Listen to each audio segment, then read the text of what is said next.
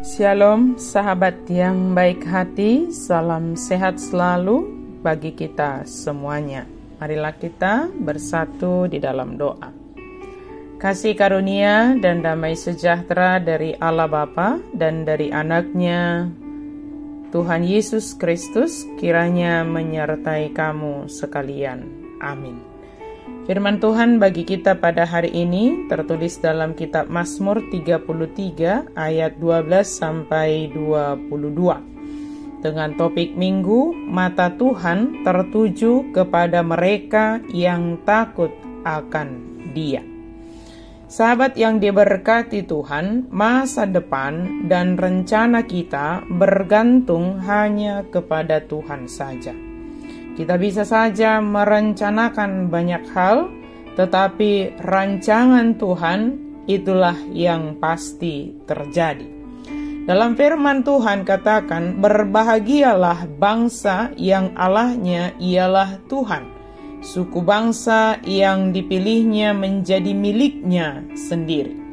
Tentu dalam renungan hari ini kita adalah orang yang berbahagia, sebab kita telah dipilih.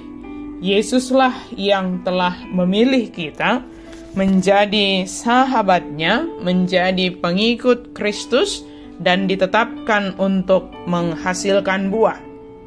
Kemudian dikatakan, sebagai orang yang dipilih Tuhan, Tuhan memandang, Tuhan melihat, Tuhan menilik, Tuhan memperhatikan, dan mata Tuhan tertuju kepada mereka yang takut akan Dia. Dari yang kita baca firman Tuhan ini katakan bahwa Tuhan itu memandang kita dari sorga. Memandang kita, melihat semua anak manusia.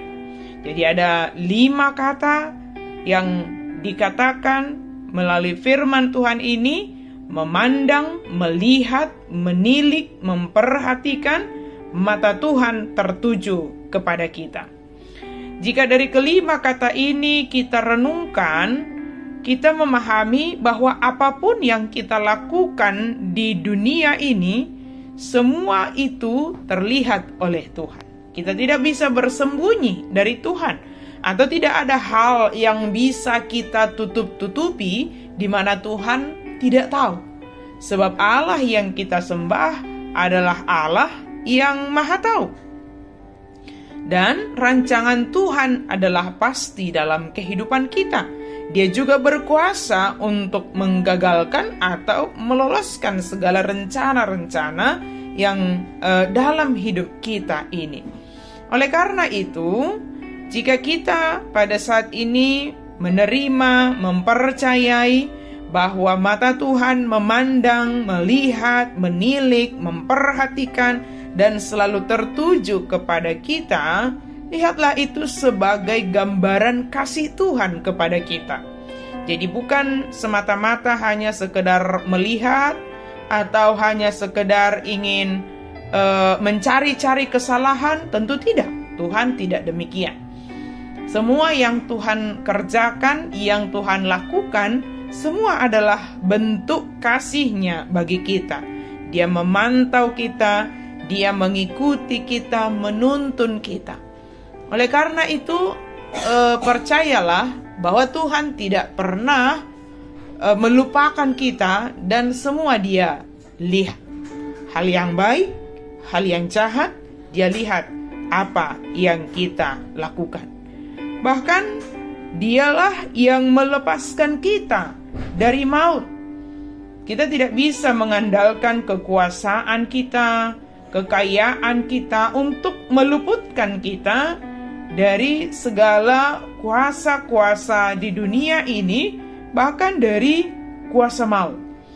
Dialah yang melepaskan jiwa kita dari maut dan memelihara hidup kita pada masa kelaparan. Sungguh luar biasa Allah yang kita sembah.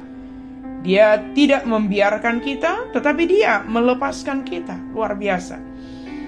Dia mengerjakan semuanya, melihat, memperhatikan kita, kemudian melepaskan kita dari maut, memelihara hidup kita. Semua dikerjakan oleh Tuhan dalam hidup kita. Maka jangan takut dalam menjalani kehidupan kita sehari-hari, sebab Tuhan selalu bersama dengan kita. Yang terakhir, hanya Tuhan yang menyelamatkan kita.